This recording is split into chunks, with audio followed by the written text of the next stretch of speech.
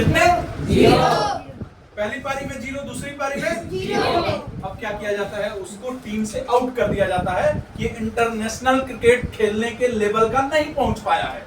जब आउट कर दिया जाता है तो वो बंदा क्या हार जाता है? नहीं, वो लगातार पेशेंस रखता है और पेशेंस के बाद परफॉर्मेंस देता है। पेशेंस एंड परफॉर्मेंस, इसका कॉम्बिनेशन चलता है और उसके बाद लगातार डोमेस्टिक क्रिकेट में फिर से रन बनाना चाहता है, बहुत अच्छा करता है। फिर से कॉल आती है, इतना आसान नहीं होता है कॉल आना। नेशनल टीम में फिर से कॉल आता है कि भाई तू आजा, फिर तूने तो इम्प्रेस कर दिया पेशेंस और परफॉर्मेंस के कारण। फिर से बुलाया जाता है, मतलब फिर से ऑस्ट्रेलिया के खिलाफ शायद वो मैच था, टेस्ट मैच था। पहली पारी में कितने? 0। कितने? 0।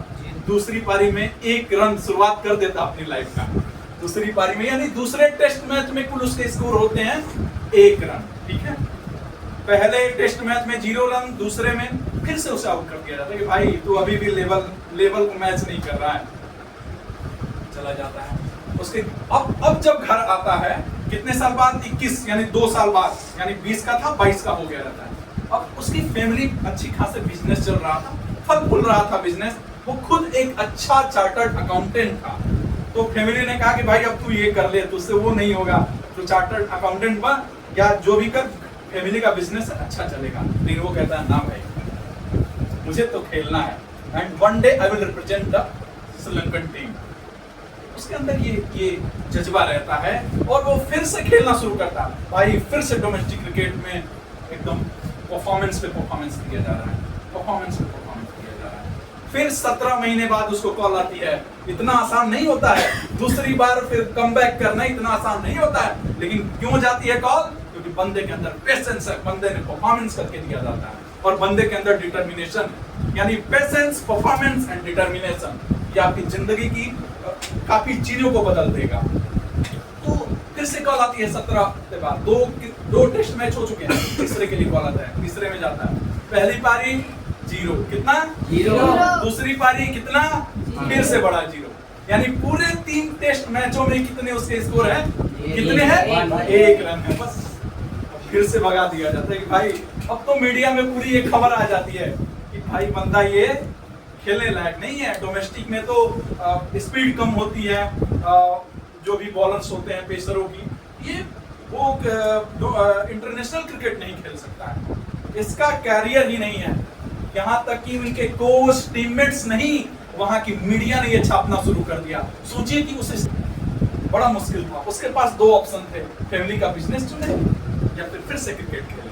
बड़ा मुश्किल होता है कि 3 बार नेशनल क्रिकेट टीम से कॉल आ जाना, एक बार किसी का कमबैक नहीं होता यार। एक बार चले जाते हैं, चाहे इंडियन टीम में किसी का देख लें, फिर वापस आना बड़ा मुश्किल होता है। करुण नायर वगैरह एक अच्छा एग्जांपल है, बट इतना आसान नहीं होता है। बंदे ने फिर खेलना शुरू किया, फिर से डोमेस्टिक क्रिकेट में वही परफॉर्मेंस, यानी पेशेंस, परफॉर्मेंस एंड डिटर्मिनेशन। अब लगभग उसको 4 सालों 3 या 36 महीने यानी 3 सालों बाद फिर से कॉल आता है 1996 में कि भाई अब तू आ जा, फिर से तू इतना परफॉर्मेंस इतना अच्छा दे रहा है, सबसे अच्छा, यानी लगातार डोमेस्टिक क्रिकेट खेले जा रहा है और परफॉर्मेंस दिए, जो परफॉर्मेंस पे परफॉर्मेंस, शतक पे शतक, फिर उसको बुलाया जाता है, फिर आता है और ये उसकी जिंदगी का एक ऐसा मोमेंट बनता है। पहले मैच में वो हालांकि 50 रन करते हैं, लेकिन उसके बाद पूरी दुनिया में उनका नाम छा जाता है।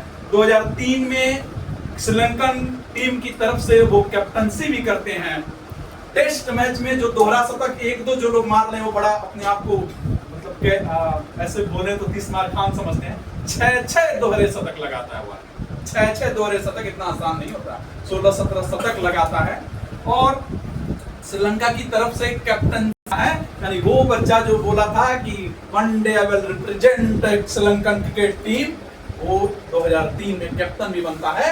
और कैप्टन भी ऐसा कि ओडीआई में उसके जीत के परसेंटेज का रिकॉर्ड जो है 55% से ऊपर है, जो कि लोग सोचते हैं। और फिर बाद में जाके क्लब वगैरह को श्रीलंका में डोमेस्टिक वगैरह में वो कोचिंग भी करता है और उसी आदमी की कोचिंग में कनाडा ने पहली बार क्वालिफाई करती है वर्ल्ड कप के लिए 2011 में। उस आदमी का नाम सुन के आपको बड़ी हैरानी होगी। उस आदमी किसी को पता है? किसी को पता है? नहीं, ये कहानी आप नहीं जानते। यानी वो आदमी जो 1990 में 1970 में जन्मा, 90 में फेल हुआ, 92 में फेल हुआ, फिर 94 में फेल हुआ, 97 में जाकर अपने क्रिकेट कैरियर की शुरुआत करता है, 16 सालों तक क्रिकेट खेलता है, रिकॉर्ड पे रिकॉर्ड बनाता है, 14,000 ओडीआई में रन, 2003 में नेतृत्व, 6 दोहरे शतक, 16 शतक, श्रीलंका के अलग अलग टीमों का कोचिंग, कनाडा को विश्व कप में क्वालिफाई कराने वाले उस आदमी का नाम कुछ और नहीं बल्कि सर कैप्टन मरवन अट्टापट्टी है। नाम आप कभी जानते थे? तो ये होता है, और इसीलिए कहते हैं कि जिंदगी में सबसे जरूरी है। हाँ, एक इन्वायरमेंट का जिक्र किया था, उसने उस इन्वायरमेंट में लगातार खेला, तो इसलिए कहा जाता है कि अगर कोई प्रोजेक्ट आप स्टार्ट कर रहे हैं, सपोज दैट आप, कई बार होता है आप जाएंगे और बोला जाएगा कि भाई आपको साइंस ही लेना है, सपोज दैट आपको साइंस लेना है, पहले तो आप साइंस लेने सोच लीजिए, लेकिन या आर्ट्स लेना है, जो भी, हालांकि पेरेंट्स जो है नॉर्मली जो है आजकल है ना कि साइंस लेने को एक बहुत बड़ा समझा जाता है, थमगा कि भाई साइंस लो, ऐसा कुछ है नहीं, इसलिए मैं साइंस का एग्जांपल दे रहा हूँ, क्योंकि इन्वायरमेंट ने मेरे भी ऊपर भी प्रभाव डाला, क्योंकि मुझे मालूम है कि पेरेंट्स जो बोलेंगे साइंस लो या ये लो, तो ये चीजें होंगी। वो कहते हैं ना कि एक बार पति पत्नी में लड़ाई हो गई थी, एक छोटी सी कॉमिक सुनिएगा, पति पत्नी में लड़ाई हो जाती है, वो उसको कढ़ाई से मार देती है, वो उस पे मग चला देता है, बाल्टी चला देते हैं, सब बड़ा लड़ाई हो जाती है। फिर आसपास के पड़ोस वाले आ जाते हैं, भाई मैटर क्या है, क्या हो गया? तो वो पत्नी के बाद में बात पता चलती है, पत्नी कह रही है कि ये मेरे बेटे को जो है वो वकील बनाना चाहते हैं। क्यों?